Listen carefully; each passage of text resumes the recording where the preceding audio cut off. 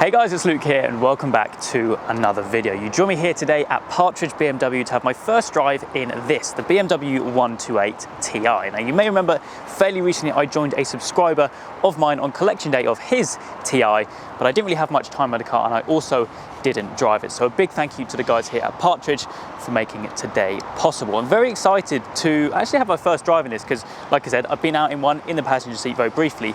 I did enjoy my time in the car, and to be honest, like I've said in previous videos, I've always thought that this car is what the M135i should have been. So very excited to have my first drive. So without further ado, we'll start up and go and enjoy this lovely day out in the 128ti.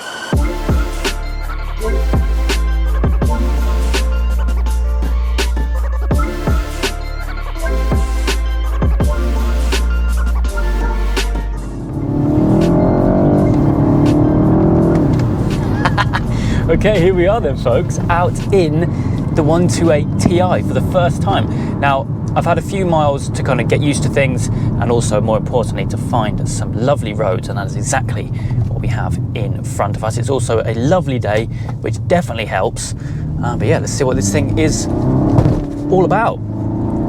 Turning is pretty good actually. Now, this car, I believe, is BMW's first ever front-wheel drive hot hatch. Now that is, I would say, an advantage on multiple points, mainly the weight saving, because, okay, comparing this to the M135i very briefly, it's down on power. It's cheaper, it's down on torque, but it's also lighter. So let me give you a rundown. The M135i, which basically sits just above the 128ti in BMW's product range, that is 306 brake horsepower, 450 Newton meter torque, and is about 35-ish thousand pounds as a standard car before options. The 128ti is approximately 4,000 pounds cheaper than that, just over the 30,000 mark, and way below the 40,000 pounds tax threshold that we have here in the UK, which means any car kind of above 40,000 is basically a whole load more money to tax each year, road tax. The 128, like I said, is slightly down on power, 265 brake horsepower, 400 Newton meters of torque as well, so 50 less than the 135i. But thanks to this being a front-wheel drive only, of course, we don't have a rear-driven axle, meaning a weight saving of about 80 to 100 kilos. And to be honest, having driven now both the cars, you can really feel it. I mean, this car, it's not a big car anyway. It's a 1 Series. You're not expecting it to be like a 2.5 ton barge. And so weight savings like that do make a difference. And to be fair, my initial reaction is, being front-wheel drive only now, you get a lot more character. I mean, yes, you get some torque steer. It's kind of fighting you a little bit. But of course, you don't have the X-Drive like the M135i. So you can find yourself having a little bit more fun, I feel. And obviously, this car, I know I'm going to have to mention it because I know there's going to be some comments. No, it is not like the previous generation, the M135i and the M140i, of course. But to be honest, I feel that this car really shouldn't be compared to that.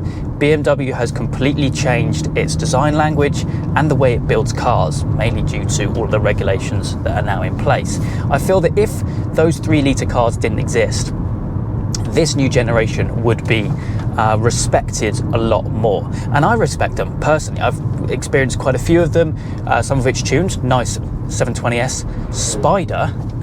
See, it's a lovely day, and we're on a nice, mind you, we are behind some traffic now.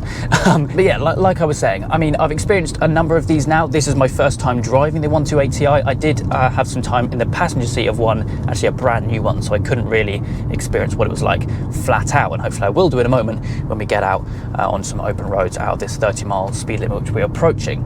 But yeah, it just feels a little bit more fun, a little bit more on the edge, especially if you turn all the assists off and you got it in sport mode. Actually, I do have it in sport mode at the moment, but I do have all the traction on. I think from what BMW have or had in terms of resources for this car, they've done a pretty damn good job.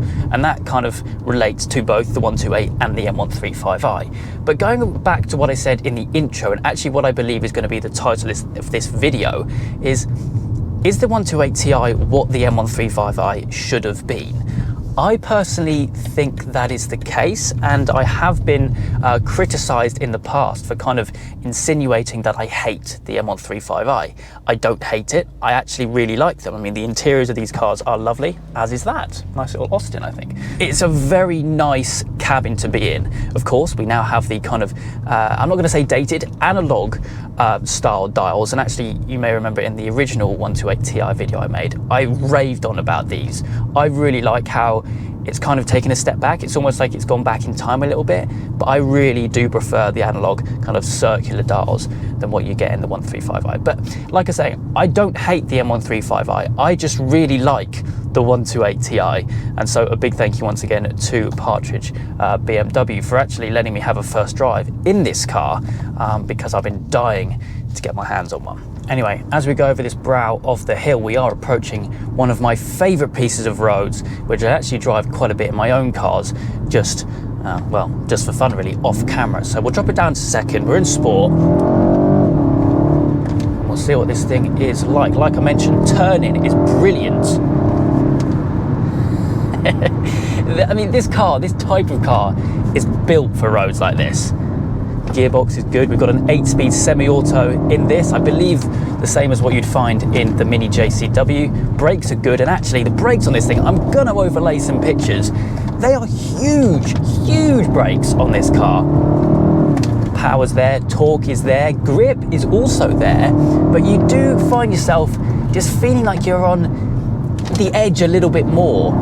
You haven't got those computers in terms of the X-Drive systems kind of pushing you around the corners. You feel, you get more feedback through the wheel because you can kind of feel it fighting you a little bit as you go over some little bumps in the road, which, well, they're everywhere here in the UK. It's a really fun car, and actually in terms of power in the 128ti, I don't think I've really touched on that as of yet. We have the B48 up front. That is of course the 2-litre 4-cylinder turbo, which you would basically find in the M135i. This is basically a slightly detuned version or derivative of that. Of course, 306 in the 135i and 265 in the 128.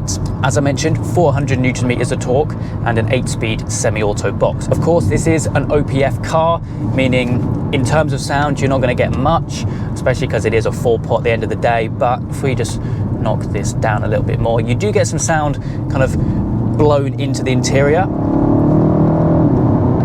But it sounds good, and you do get that nice little kick actually on the upshifts when you're in sport, kind of a little nudge rather than just a seamless gear change, if you know what I mean.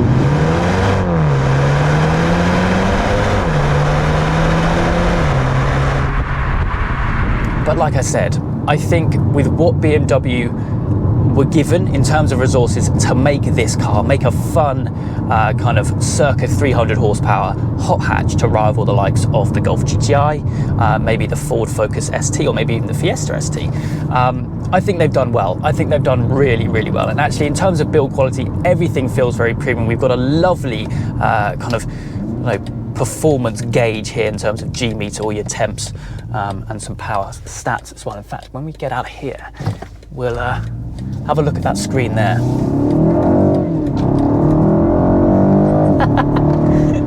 Really cool, very cool. And of course, the interior of this is, well, very familiar really. It's the new updated BMW interior, one which you'll find in the 1 Series and pretty much way up to the 8 Series. As I mentioned, the dials, love them, absolutely love them. I do definitely prefer these than the kind of digital cockpit that you would get in the 135i. But yeah, I'm a fan. Really fun to drive, especially on a day like today where actually the roads are fairly quiet as well. But I think what we're going to do, we're going to find a nice little place to pull over.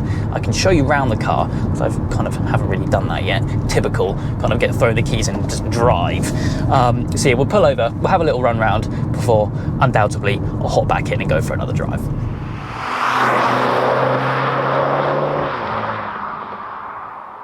Do you know, I genuinely think we could not have picked a better day to have a first drive in this car. Well, here it is anyway. I mean, I've barely shown you the car apart from in the intro, but as you can see, the car is finished in black sapphire, a very metallic paint. It is not just your average metallic black paint, like that is for sure. I'll get a close up. the amount of different colours you get in reflection is unbelievable. As you can see as well, we have the 19-inch diamond cut 552N alloys, of course in gloss black and diamond cut.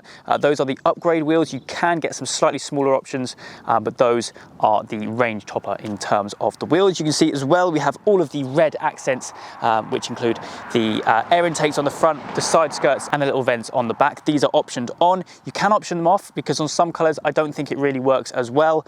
So no matter what colour you spec on the car, you can choose to not include those. Although in the interior you get a whole host of red details here, there and everywhere. The stitching, the TI logo embossed on the armrest, and also a load of things on the steering wheel and everything.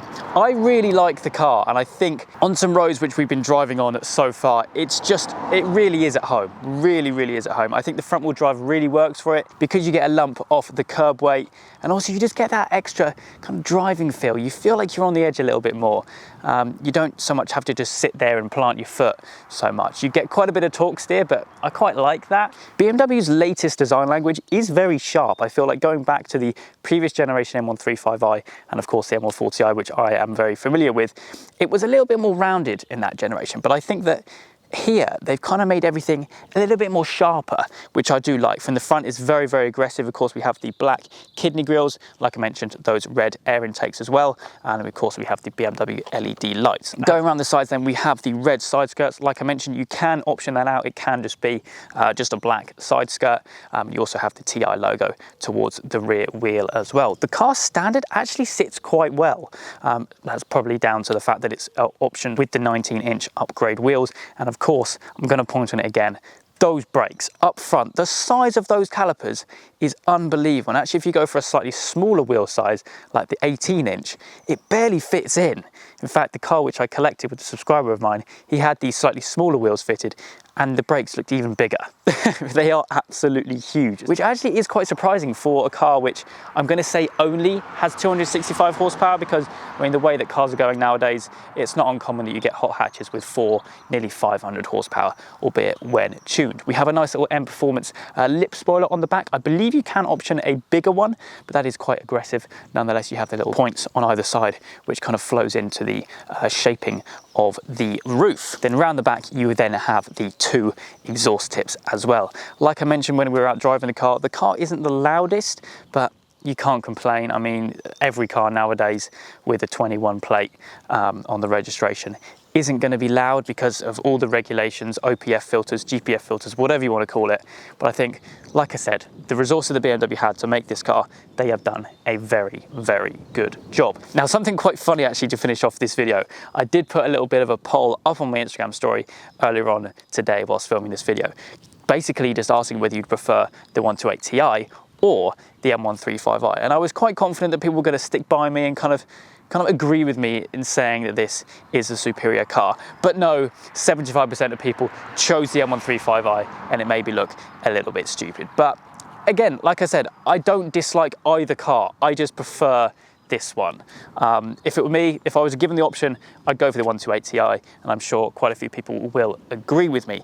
But I think that's going to wrap things up for me today, because I am on quite a tight schedule. We do need to get this car back to Partridge because it is not mine, and I only have it for today. But it's been a right riot. I have absolutely loved it, and hopefully it won't be too long until we get some modified ones on the channel. But I'm going to say again, a big thank you to Partridge of Hampshire BMW for letting me do this video today. All of the details can be found in the description, but that is it for me today. I hope you guys have enjoyed. If you have, please do make sure you leave a like and make sure you subscribe for all the adventures still to come.